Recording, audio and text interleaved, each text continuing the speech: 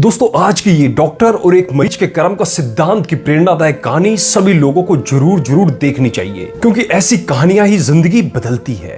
अस्पताल में एक एक्सीडेंट का केस आया। अस्पताल के मालिक डॉक्टर ने तत्काल खुद जाकर आईसीयू में केस की जांच की। 2-3 घंटे के ऑपरेशन के बाद डॉक्टर बाहर आया और अपने स्टाफ को कहा कि इस व्यक्ति को किसी प्रकार की कोई कमी या फिर तकलीफ ना हो और उसे इलाज व दवा के पैसे ना लेने के लिए भी कहा। तकरीबन 15 दिन तक मरीज अस्पताल में रहा। जब बिल्कुल ठीक हो गया और उसको डिस्चार्ज करने का दिन आया तो उस मरीज का तकरीबन 2.5 लाख रुपए का बिल अस्पताल के मालिक और डॉक्टर की टेबल पर आया। डॉक्टर ने अपने अकाउंट मैनेजर को बुलाकर कहा, इस व्यक्ति से एक पैसा भी नहीं लेना है। ऐसा करो, तुम उस मरीज को लेकर मेरे चैम्बर में आओ। मरीज व्हील चेयर पर चैम्बर में लाया गया। डॉक्टर ने मरीज से पूछा, राजेश भाई, मुझे पहचानते हो? मरीज ने कहा, लगता तो है कि मैंने आपको कहीं देखा है। डॉक्टर ने कहा, याद करो, अंदाजन 2 साल पहले सूर्यास्त के समय शहर से दूर उस जंगल में तुमने गाड़ी ठीक की थी। उस रोज मैं परिवार सहित पिकनिक मनाकर लौट रहा था कि अचानक कार में से धुआं निकलने लगा और गाड़ी बंद हो गई। कार एक तरफ खड़ी कर हम लोगों ने चालू करने की कोशिश की, परंतु कार चालू नहीं हुई। अंधेरा थोड़ा थोड़ा गिरने लगा था। चारों ओर जंगल और सुनसान था। परिवार के हर सदस्य के चेहरे पर चिंता और भय की लकीरें दिखने लगी थी और सब भगवान से प्रार्थना कर रहे थे कि कोई मदद मिल जाए। थोड़ी ही देर में चमत्कार हुआ। बाइक के ऊपर तुम आते दिखाई पड़े।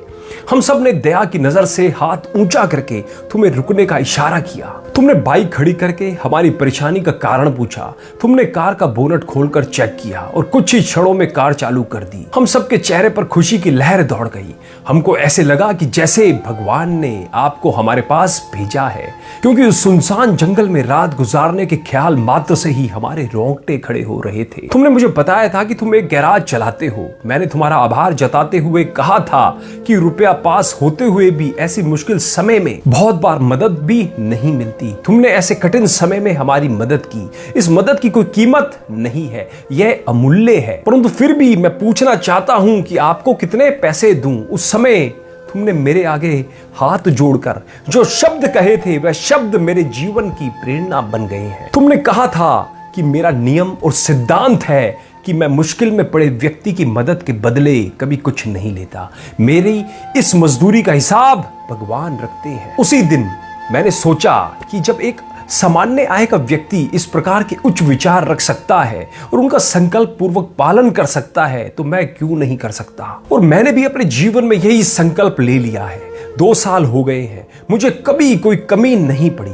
अपेक्षा पहले से भी अधिक मिल रहा है। यह अस्पताल मेरा है, तुम यहाँ मेरे मेहमान हो और तुम्हारे ही बताए हुए नियम के अनुसार मैं तुमसे कुछ भी नहीं ले सकता। ये तो भगवान की कृपा है कि उसने मुझे ऐसी प्रेरणा देने वाले व्यक्ति की सेवा करने का मौका मुझे दिया। ऊपर वाले ने तुम्हारी मजदूरी का हिसाब रखा और वो हिसाब आज उसने चुका दिया। मेरी मजदूरी का हिसाब भी ऊपर वाला रखेगा और कभी जब मुझे जरूरत होगी वो जरूर चुका देगा। डॉक्टर ने राजेश से कहा, तुम आराम से घर जाओ और कभी भी कोई तकलीफ हो तो बिना संकोच के मेरे पास आ सकते हो। राजेश ने जाते हुए चैम्बर में रखी भगवान कृष्ण की तस्वीर के सामने हाथ जोड़कर कहा कि हे प्रभु, आपने आज मेरे कर्म का पूरा हिसाब ब्याज समेत चुका दिया। दोस्तों, सदैव याद रखें कि एक बार भगवान चाहे माफ भी कर दे, परंतु कर्मों का हिसाब चुकाना ही पड़ता है। दोस्तों, इस कहानी को ज्यादा से ज्यादा सभी प्लेटफॉर्म पर शेयर जरूर कर देना, जिससे लोगों की मानसिकता बदल सके और वो भी अच्छा कार्य करने के लिए प्रेरित हो सके, क्योंकि अच्छे कर्म ही हमेशा काम आते हैं। धन्यवाद।